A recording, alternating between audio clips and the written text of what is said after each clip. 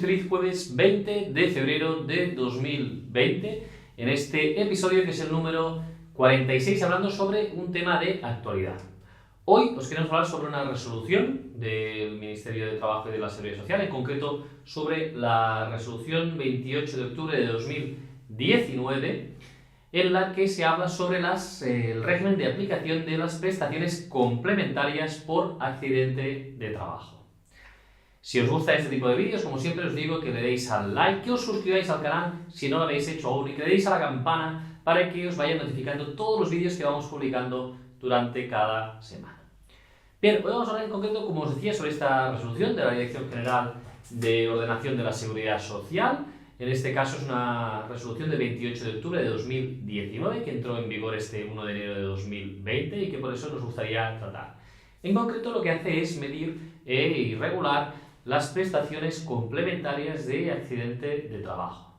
Son una serie de prestaciones que se dan más allá de la propia prestación de incapacidad permanente por accidente de trabajo y en concreto se trata de una cuestión potestativa para las entidades colaboradoras, para las mutuas de accidentes de trabajo, pero que me gustaría comentarlo porque puede ser interesante para muchas de aquellas personas que os haya reconocido una incapacidad permanente por accidente de trabajo, incluso a los familiares de un fallecido por accidente de trabajo.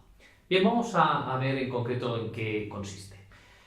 Esta resolución nos habla, pues en este caso, del artículo 96, desarrolla el artículo 96 de la Ley General de la Seguridad Social, que dice, entre otras cosas, que se va a reservar, se va a hacer una dotación del 10% del excedente resultante de la reserva de estabilización de contingencias profesionales, es decir, que de las reservas, los beneficios que puedan tener las mutuas y accidentes de trabajo, el 10% se debe reservar para este tipo de prestaciones. Bien, y en concreto se trata de paliar esas necesidades sobrevenidas al accidentado, ya sea, pues, insisto, en cualquier grado de incapacidad permanente, gran invalidez, absoluta, total o parcial, o incluso para los causavientes, para los herederos de un accidentado con resultado de muerte. Bien, entonces aquí lo que hace es regular estas prestaciones ajenas totalmente al sistema de seguridad social y tienen ese carácter de complementario. ¿Cómo se divide básicamente este tipo de ayudas? Bien, lo que hace primero esta resolución de la Dirección General de Ordenación de Seguros de Seguridad Social, es en este caso pues establecer un catálogo de prestaciones complementarias. Si una prestación complementaria no está en este catálogo, no se va a pagar por parte de una mutua de accidentes de trabajo. Vamos a ver entonces de forma muy resumida cuáles son esas prestaciones. Se dividen en tres bloques y el primero de ellos habla sobre la rehabilitación y la recuperación. Y en concreto tenemos pues en este grupo 4 tipos de prestaciones. Las prestaciones, la primera sería la ayuda para costear el ingreso en un centro sociosanitario o residencial, es decir, cuando un accidentado pues tiene que ir a vivir a una residencia, pues la mutua puede ayudar a costear ese ingreso en un centro sociosanitario o residencial. La segunda sería la ayuda para costear los gastos vinculados al ingreso de un trabajador en un centro hospitalario. Aquí ya no estaríamos hablando del ingreso en un centro permanente, en un sociosanitario o en una residencia, como en el punto anterior, sino que estaríamos hablando de una instancia puntual, un ingreso hospitalario puntual, ¿de acuerdo? Más allá de que, ya sabéis que por accidente de trabajo pues tenemos derecho y la mutua nos tiene que costear, con posterioridad a ese ingreso de accidente de trabajo, pues el ingreso que tengamos hospitalario. Pero estamos hablando de una cuestión más permanente, ¿no? Que si una persona ya tiene reconocida una incapacidad permanente por ese accidente de trabajo y estamos, pues en ese caso, pues si se requiere de un ingreso hospitalario en algún centro por algún tipo de intervención quirúrgica, por algún tratamiento, etcétera, pues este tipo de ayudas también pues, van a poder entrar de lo que quede fuera del ámbito propio de la mutua de trabajo que esté obligada por las prestaciones ya que en régimen de seguridad social se establezcan. Luego tenemos un tercer punto, la ayuda en prótesis y ayudas técnicas no regladas. Aquí esto lo podemos poner en relación con una sentencia que vimos sobre una prótesis que era biónica y que no estaba incluida y que la Seguridad Social dijo que no le pagaba el trabajador. Vimos que la jurisprudencia, la sentencia, le obligó a pagar esa prótesis, que era mejor que la que se utilizaba habitualmente, pero que en relación a esa calidad-precio que tenía el usuario, pues valía la pena hacerlo y le obligaban. Pues bien, se establece aquí, en este punto, que las mutuas, en aquel tipo de prótesis que no esté arregladas, pues pueden también hacer este pago. Y por último, el punto 4 de este apartado de rehabilitación y recuperación, tenemos lo que son ayudas para tratamientos médicos o terapias no reglados. Pues más allá de las prótesis que hablábamos, pues esas terapias que a lo mejor no entren por seguridad social o por la mutua de accidentes de trabajo, pues también se podrán solicitar en este sentido y la mutua lo puede valorar. Primer grupo ya lo hemos visto. Segundo grupo iría más encaminado a la reorientación profesional de la persona que le hayan concedido una incapacidad permanente. Entonces aquí habla de dos supuestos únicamente. El primero sería los cursos para formación profesional e inserción sociolaboral, es decir, cursos formativos para personas que tengan una total, una absoluta, una gran invalidez, en este caso para reorientar su actividad profesional. Y luego en el segundo punto habla de la adaptación del local donde el trabajador autónomo desarrolla su actividad. Es decir, imaginaos que una persona que tiene un accidente de trabajo siendo autónomo, pues tiene que adaptar su puesto de trabajo, su local, su oficina, incluso su domicilio, si está trabajando en casa, pues ahí podría solicitar esta prestación para que la mutua le pudiera pues, ayudar a costear esa rehabilitación. Y vamos ya al tercer y último bloque, que estaríamos hablando ya de la ayuda para la adaptación de los medios esenciales para el desarrollo de las actividades básicas de la vida diaria. Aquí ya no estamos hablando tanto de lo que serían los dos puntos anteriores, sino que ya hablamos de actividades básicas de la vida diaria. Entonces, la primera de las ayudas, las 5 ayudas que hay, sería la ayuda para eliminar barreras en la vivienda habitual. Es decir, si a lo mejor hemos quedado como un gran inválido y necesitamos silla de ruedas, pues que nos adapten el baño, la cocina, es decir, que la casa donde vivimos pues esté adaptada a ese tipo de barreras, que se puedan eliminar esas barreras. Luego también tenemos dos ayudas que van relacionadas con la vivienda y con el vehículo. La ayuda para la adquisición de una vivienda habitual adaptada, que puede ser tanto la ayuda para la adquisición de una vivienda adaptada como la adquisición de la rehabilitación de una propia vivienda, como hemos visto antes. La ayuda también para la adaptación del vehículo, ya puede ser un vehículo nuevo adaptado o adaptar el vehículo que tenemos, el coche, para poder, pues, en ese sentido, tener un vehículo que pueda mejorar. Y además este vehículo puede ser tanto propiedad del trabajador como de algunos de los convivientes en su domicilio, del cónyuge, etc. Tenemos también el apoyo domiciliario para el desarrollo de actividades básicas de la vida diaria, es decir, que venga alguna persona a casa a ayudarnos a vestirnos, a ducharnos. En este caso se está pensando más en una persona con una gran invalidez. Y la ayuda para el acceso de nuevas tecnologías de la información y comunicación, ordenadores, pantallas, sobre todo para aquellas personas que tengan pues, limitaciones sensoriales o de movilidad importante.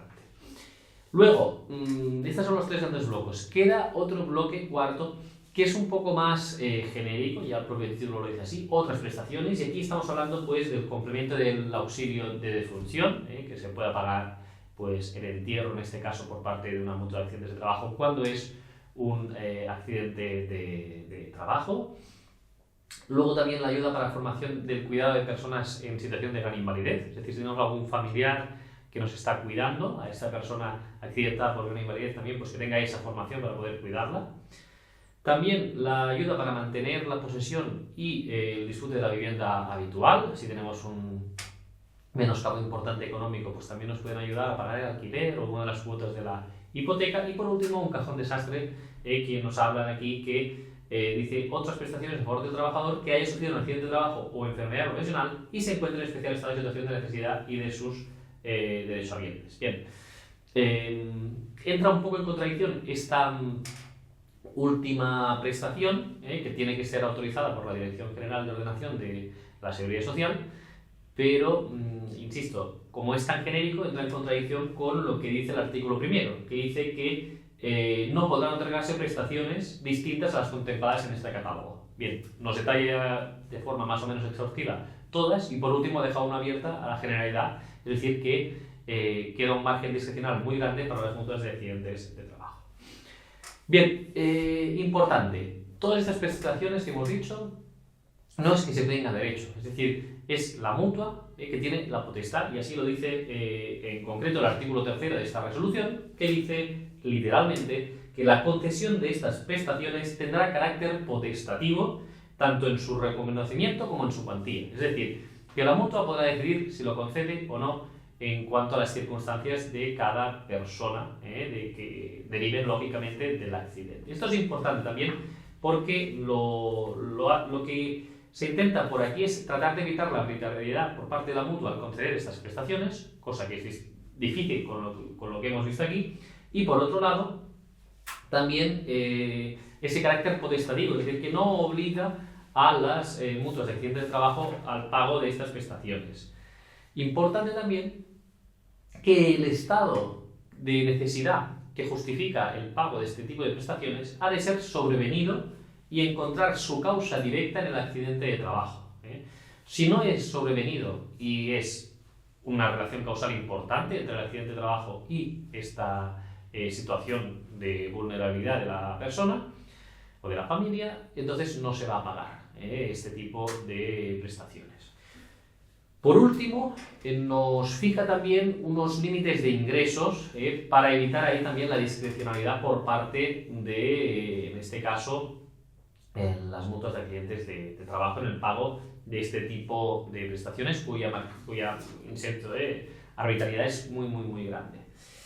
Y es el económico, igual que las prestaciones no contributivas u otro tipo de subsidios que tienen fijado como requisito el no cobrar más de unos ingresos mensuales, limitan los ingresos familiares. Aquí también sucede lo mismo y en este sentido la resolución nos fija pues cuáles son esos límites. Los límites los podemos ver en los artículos, en el artículo en concreto cuarto, que nos dice qué documentación se ha de presentar a la mutua para poder solicitar este tipo de prestación, y nos dice cuál es el límite de ingresos por unidad de convivencia. Lo fija en base al salario mínimo interprofesional y nos dice, por ejemplo, que en función de cada grado de incapacidad pues se tendrá un límite distinto. ¿Cuál es? Pues para la gran invalidez es 1,8 veces el salario mínimo interprofesional, para la absoluta es 1,5 veces, para la total 1,3 y para la parcial 1,2. Y luego lo que te dice es que por el segundo miembro que conviva se tendrá que sumar a ese 1,8, 1,5, 1,3 o 1,2 un 1,2 más, y para los restantes miembros de la unidad pues 0,2 multiplicado por cada uno de los miembros adicionales que pueda haber en una unidad familiar. Vamos a verlo con un ejemplo. Por ejemplo, imaginaos una persona con una gran invalidez que vive solo. Esa persona que vive sola con una gran invalidez, pues sería 950 euros por 1,8, que sería 1,8 veces el salario mínimo interprofesional. Esto nos da la cantidad de 1.710 euros, es decir, que aquella persona, un gran inválido, que viva solo y supere 1.710 euros mensuales, no tendrá derecho a poder solicitar este tipo de prestaciones. Por el contrario, esta misma persona, si convive con otra, esta persona, este gran inválido, tiene una pensión de incapacidad y convive con otra persona, los ingresos de la unidad familiar pues no podrán superar 1,8 más 1,2, que nos da 3. Entonces, no puede superar 3 veces el salario mínimo interprofesional, que en este caso estaríamos hablando de 2.950 euros. Si supera estos 2.950 euros, estos 3.000 euros, pues ya no se podría acceder a este tipo de ayudas. Y así, si ponemos un ejemplo de por ejemplo, una familia que una persona tiene un accidente de trabajo, queda con un grado de gran invalidez y tiene, pues, están comiendo 4 personas, pues en ese caso sería esos ingresos y se sumaría en este sentido pues 1,8 más 1,2 y en este sentido 0,4 más por los dos otros miembros que conviven en la unidad familiar. Bien, esos son los números que se tienen que tener en cuenta, los efectos de poder solicitar esta prestación. Ciertamente son un poco bajos para poder acceder, se están viendo situaciones de gran vulnerabilidad y que en función de la situación personal de esa familia pues se podrán solicitar o no. Bienvenida sea esta regulación del artículo 96 de la Ley General de la Seguridad Social. Sin embargo, una crítica es que el amplio margen de discrecionalidad por parte de la mutua. Lo primero, que es potestativo, porque es algo complementario, es decir, no es obligatorio para las mutuas y dependerá de criterios que ellos puedan fijar, de si se concede o no se concede.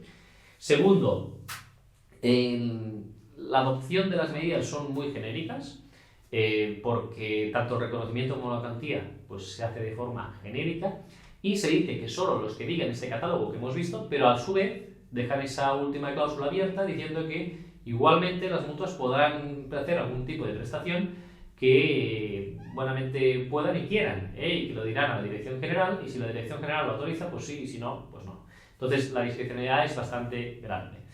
El tema de los límites del salario mínimo me parece bien, pero los veo cortos, porque normalmente una pensión de incapacidad permanente pues están muy cerca de casi el mínimo. En estos casos, si le sumas un salario de una segunda persona que conviva, el cónyuge o otra persona que esté conviviendo, la gran mayoría de casos se va a poder superar esa cuantía y quedará afectado para situaciones muy circunstanciales y a lo mejor una persona pues tiene más ingresos, pero sí que necesita ayuda específica para, por ejemplo, lo que veíamos de tratamientos especiales o de prótesis o de cuestiones que son muy costosas y que pues a las mutuas no les resultaría tan costoso el poder ayudar a esas personas que, si bien no tienen una pensión muy baja o los ingresos familiares más o menos pueden superar esa cuantía, sí que pueden tener grandes dificultades para costearse ese tipo de tratamientos, de ingresos hospitalarios o de prótesis, por ejemplo, o de adaptación de las barreras del domicilio. En fin, creo que se queda un poco corto, pero es mejor que lo que veníamos teniendo hasta ahora.